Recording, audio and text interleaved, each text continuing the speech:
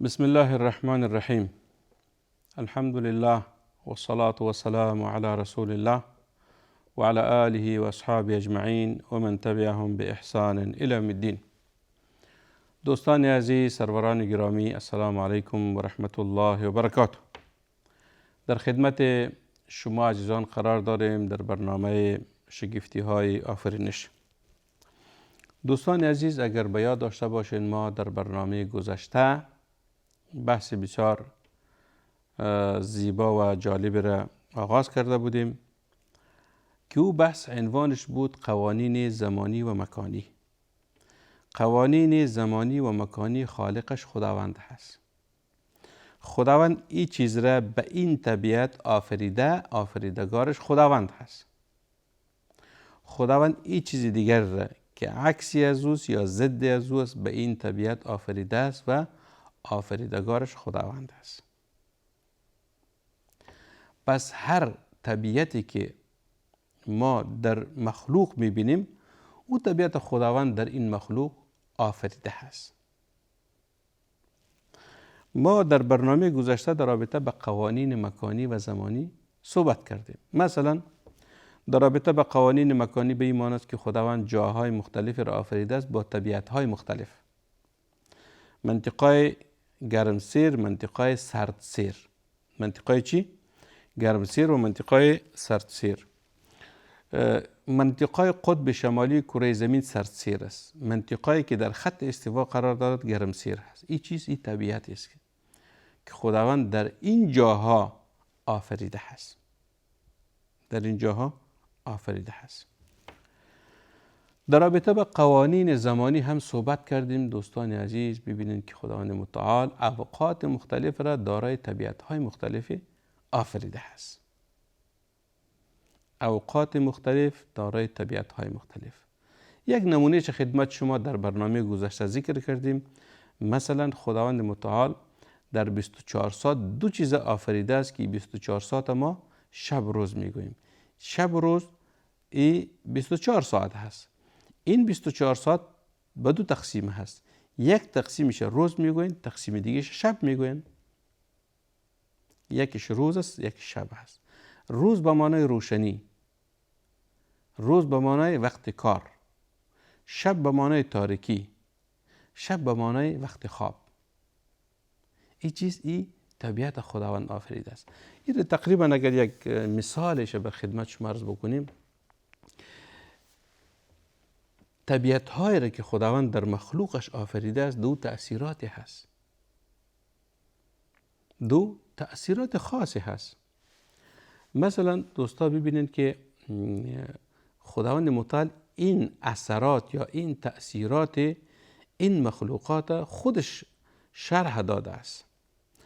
در سوره نبأ خداوند متعال چی میفرماید؟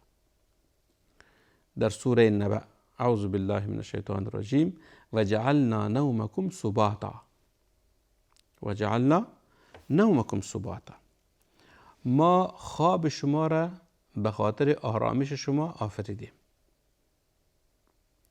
خواب شما به خاطر آرامش شما هست. پس ببینین خواب چرا میگوین؟ یعنی خواب همون حالت است که انسان چشمایش پوشیده می شود، بسته می شود. انسان از بیداری به یک مرحله دیگری انتقال پیدا می کند که او را خواب می گوید. یعنی احساس ندارد که در چاربرش چی می گذرد. چیزی نمیشنود، چیزی نمی بیند و محسوساتی که در چاربرش است او را لمس نمی کند. این وقت خواب است. بعضی انسان ها خوابشون آنقدر عمیق است که حتی اونها را اگر از دست و پایشان کش بکنین باز هم بیدار نمیشن. یعنی خوابشان خیلی گرانگ است، یعنی ثقیل هست. خواب به خاطر چیز؟ ثباتا، به خاطر آرامش شما هست.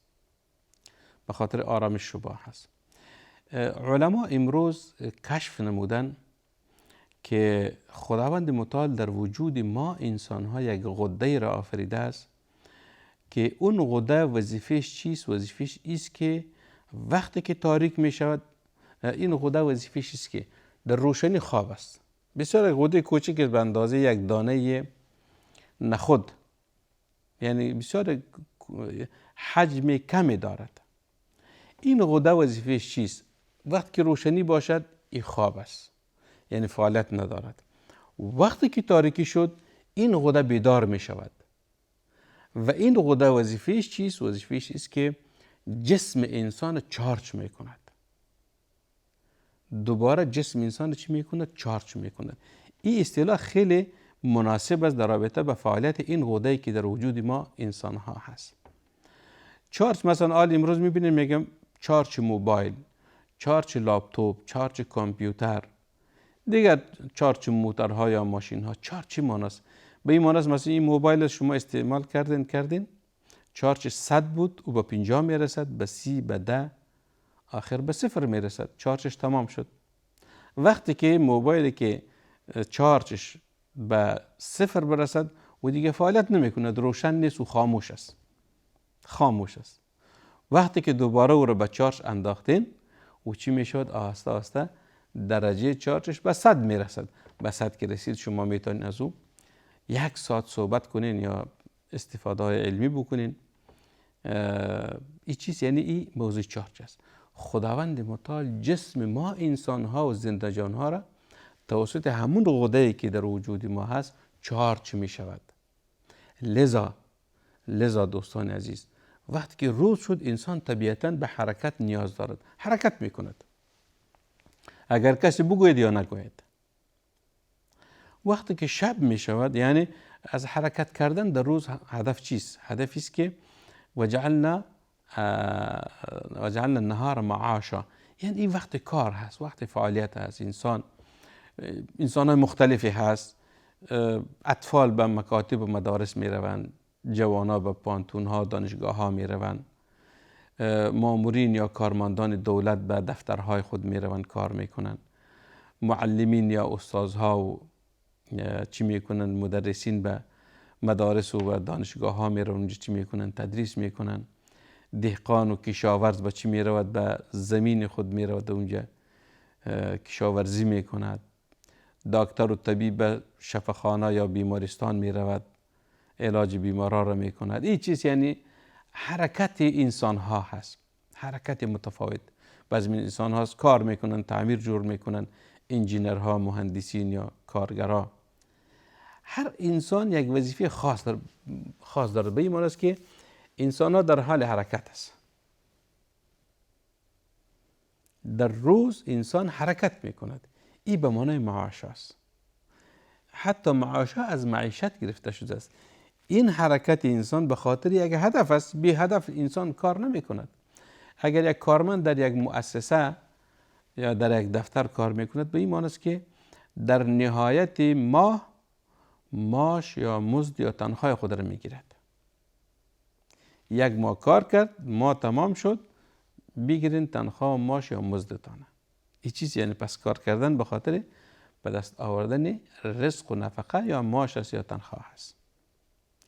یک دیقان در زمین چی میکند؟ کشت میکند، دانه ها را کشت میکند، به خاطر که این دانه ها بروید. اگر گندم هست، اگر جو هست، اگر جواری هست، یا درختها را غرس میکند که از میوه از او استفاده کند.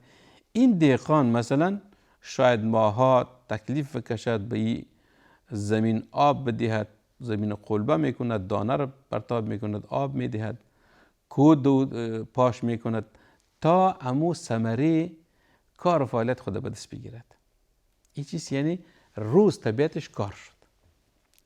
وقتی که این مثلا همین دیقان بگویم در روز کار کرد جسم انسان همو انرژی یا چارچ که دارد او تمام می شود. شاید یعنی همون درجه انرژی که در وجود انسان است که انسان توسط از اون انرژی یا چارچ می شود، کار می کند، فعالیت می کند، حرکت می کند. این از 100 به 50 می رسد. اگر کار زیاد کرده باشد به 30 20 به 10، حتی اگر کارهای شاقه باشد به 0 می رسد. اگر کارهای شاقه باشد این چارچ انسان به 0 می رسد. وقتی که به 0 رسید در روز، این جسم انسان دیگر نیاز دارد که استراحت بکند. وقتی که تاریکی شب شد، جسم انسان دیگه به راحت نیاز دارد که چه بکند؟ این جسم راحت شود. و راحت بودن جسم انسان امیست که تاریکی می شود، تو چشمایت بسته می کنی، به یک جهان دیگر انتقال پیدا می کنی. این چی میگه؟ او خواب هست. خواب است. یعنی انسان ببینین وقتی که خواب است نمیدانه که در چهاربر چی صورت میگیرد و انسان در خوابش خیلی چیزها را میبیند. در خواب است میپرد، در خواب است مثلا از یک کشور به کشور دیگر میره و چیزهای عجیب و غریب میبیند. این خواب است. یعنی یک جهان دیگری هست، یک جهان دیگری هست. ببینید دوستا، در حالت که انسان خواب میکند، امی غده را که خدمت شما عرض کردیم که خداوند متعال او در وجود ما آفریده است، این بدنت آسته آسته چارج میکند. چارج شما به 10 رسیده بود، از 100 به 10 رسیده بود، فیصدی آن 10 بود. تو خواب شدی، اما غده را که خداوند متعال در وجودت آفریده است او بدنت دوباره چارج میکند. تو خواب هستی تا که به 100 برسد. وقتی که از خواب بیدار میشوی چی میباشی؟ انسان نشیط، انسان فعال، انسان خیلی نیرومند، یعنی به کار فردا آماده میشوی. ایست تأثیر زمانی در وجود کائنات یا زنده جانها یا ما انسان ها. ببینید تأثیر روز چیست، تأثیر شب چیست. لذا دوستان عزیز، امروز ما انسان ها در یک حالت عجیب و غریب قرار داریم. انسان خیلی پیشرفت کرده است. ترقی انسان ها و بشریت در قرن 21 که ما امروز در قرن 21 قرار داریم، یعنی آغاز همین تکنولوژی بشریت از چی بود؟ از قرن 20 بود. در قرن 20 آهسته آهسته انسان ها به تکنولوژی و همین پیشرفتی که انسان ها کردن آغازش بود. بعد از او آهسته آهسته ببینید امروز ما در کدام حالت قرار داریم. اینترنت هست، مثلا دیگر وسایل پیشرفته هست که در 1 ثانیه شما میتونین از شرق جهان به غرب جهان، از شمال به جنوب جهان در 1 لحظه در تماس شوید. تماس های مثلا مرئی و مسموع، یکی دیگر خود دیده میتونین، شنیده میتونین، صدای یکی دیگر خود. تماس ها خیلی نزدیک شده است. یعنی جهان به یک قریه بسیار کوچک مبدل شده است و اساس همین تکنولوژی. در پهلوی از که این تکنولوژی به خیر بشریت است، به خاطر خدمت بشریت درست شده است، ولی ببینید بعضی تأثیرات منفی خطرناک هم دارند. تأثیرات منفی خطرناک هم دارند. مثل یکی از نمونه‌هاش خدمت شما بگم، این موبایل که است، این وظیفه‌اش چیست؟ موبایل به خاطر تماس است. اولین وظیفه‌اش صحبت کردن با دوست، با قریب، با کارمندای. این چیز یعنی این وسیله تماس هست. در پهلوی از که وسیله تماس هست، امروز یکی از وسایل شناسایی معلوماتی شده هست. شناسایی معلوماتی شده. شما میتونید از طریق موبایل شما خیلی چیزها را بدانید. خبرهای جهان، معلومات های علمی، خیلی چیزها را از طریق موبایل شما چی کرده میتونید؟ استفاده کرده میتونید. کتاب های، هزاران کتاب شما در یک موبایل چی میشود؟ جمع میشود، جابجا میشود. کتاب هاست. در قدیم زمان مردم کتاب میگرفت، کتاب میخواند، کتاب مطالعه میکرد. ولی امروز موبایل که بسیار حجم کوچکی داره، 2000 کتاب جا شده است. هر لحظه که بگیرین شما رو باز کرده میتون، استفاده کرده میتون. بعضی مردم موبایل قرآن است و قرآن تلاوت میکند. یعنی خوب است، این وسیله هست. ولی جوانب منفی این وسیله چی شده است؟ ایست که خصوصا اطفال ما، انسانای خردسال، از صبح تا شب می نشینن در موبایل یا گیم میکنن یا مثلا چیزهای بیهوده رو میبینن یا چیز، وقت ضایع میشود. این خطراتش است. این موبایل به خاطر خیر است، به خاطر استفاده خوب است، ولی چون که از این استفاده غلط میشود، این خطر شد، تأثیرات منفی میگذارد. چرا که در اینجا سیستم یعنی برقی که در همین جهاز هست، در همین دستگاه هست، چی میکند؟ تأثیرات منفی خود میگذارد. شما از نیم ساعت بیشتر باید تعامل با موبایل نداشته باشه. مثلا بعضی مردم خبرها را میبینید، حتی مطالعه میکند، این خطرات دارد، تأثیر میکند بالای صحت انسان، تأثیر میکنه بالای صحت انسان. این مثال به خاطر چی گفتم دوستان؟ به خاطر این گفتم که در قدیم الزمان مثلا 100 سال قبل زندگی انسان ها به چه شکل بود؟